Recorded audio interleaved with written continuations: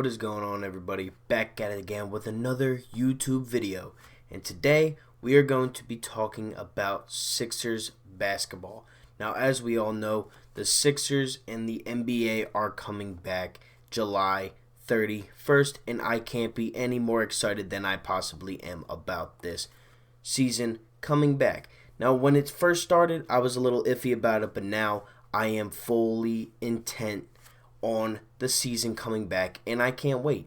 Now, before I get into the topic of the Sixers versus the Celtics, because that's what this video is about, so be sure to stay tuned for that.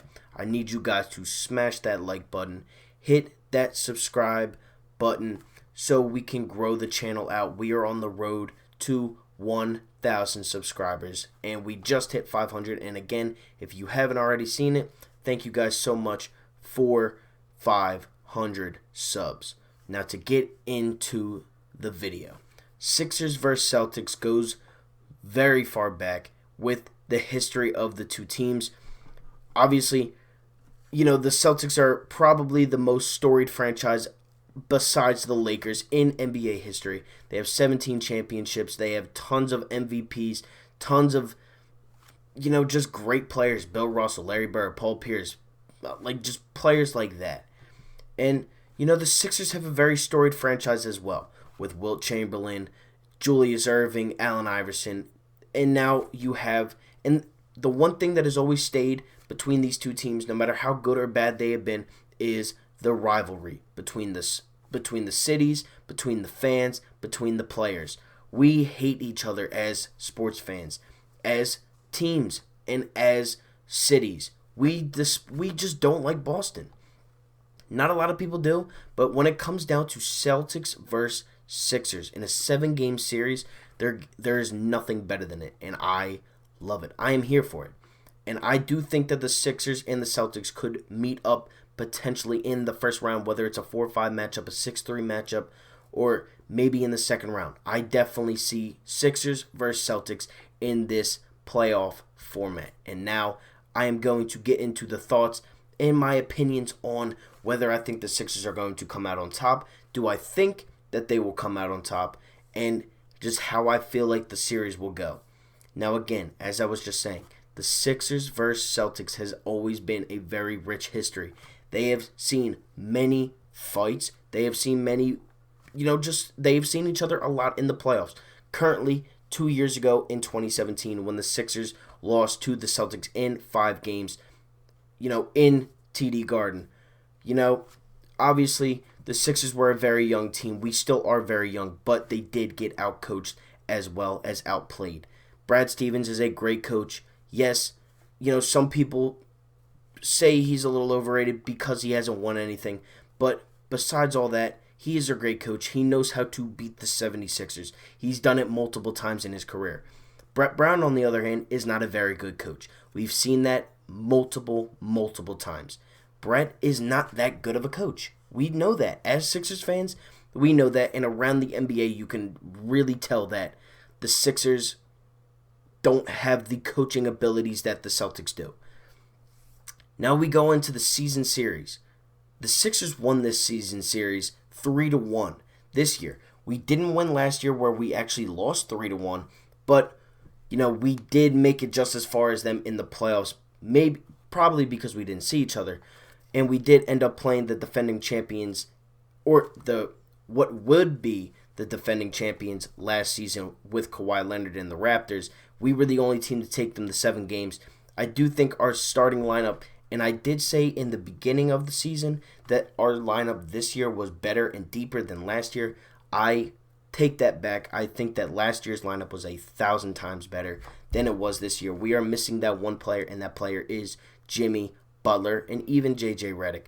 I think either one of them, if you put them on this team, I think they still tremendously help this roster out because we are missing a shooter and a closer, and J.J. was our shooter and Jimmy was our closer. So I just think that we are going to miss one of those two players. The Celtics and the Sixers, though, they do have a very deep lineup. Both of them do. Now, there are some players that are better than others. There are some matchups that are not even close. Ben Simmons versus Kemba Walker. Now, the size difference is not there. I don't even think they guard each other, honestly. I think Ben guards Tatum and Tatum guards Ben. I think Kemba guards a guy like Richardson, who we saw on opening day this past season, block Kemba a couple times, whether it was a mid-range, whether it was a three-point. Josh Richardson had Kemba Walker's number that game. And I don't have the stats with me right now, but I do know that for a fact that Ben Simmons held Jason Tatum to 15 points 2 times out of the 4 matchups this season. I don't even think Tatum hit over 30 once against us this year.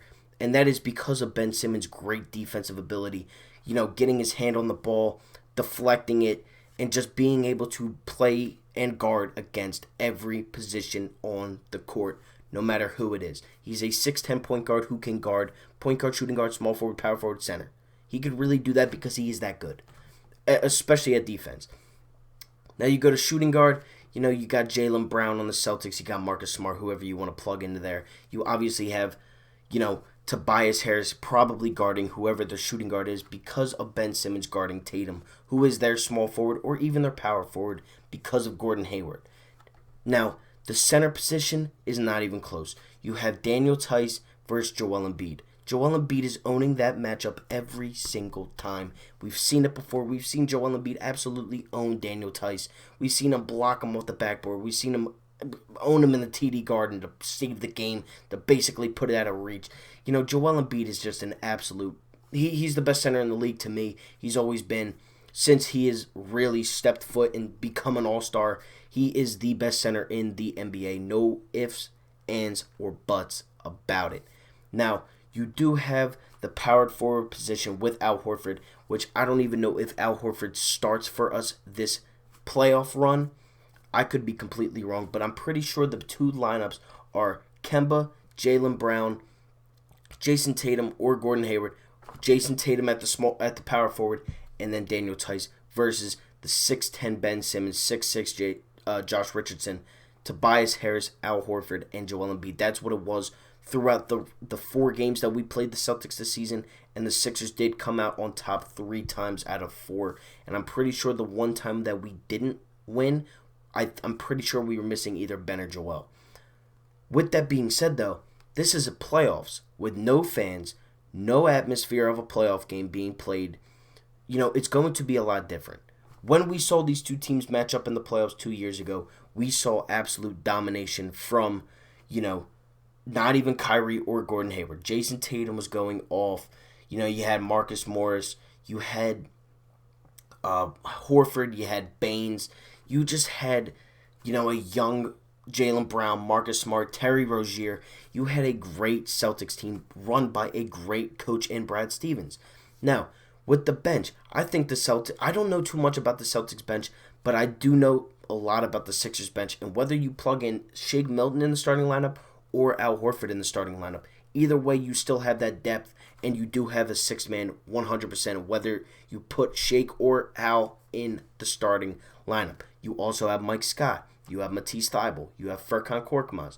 You have these guys that can play the positions that you need them to play. Now it's just, are they going to play defense, and are they going to make shots? That's what it's going to come down to, is if they can make shots, because we've seen it before with Furkan and even Shake. They can be a little streaky at times. Matisse Thybulle hasn't been the greatest of scorers recently, since he was injured for that little bit of time. But I truly do believe that the Sixers and Celtics will meet in the playoffs this season. And now into my prediction of how this series will end up. Now, Celtics fans, if you are watching, you guys might call me biased, but I have Sixers in 5 or 6. I just don't see you guys beating us.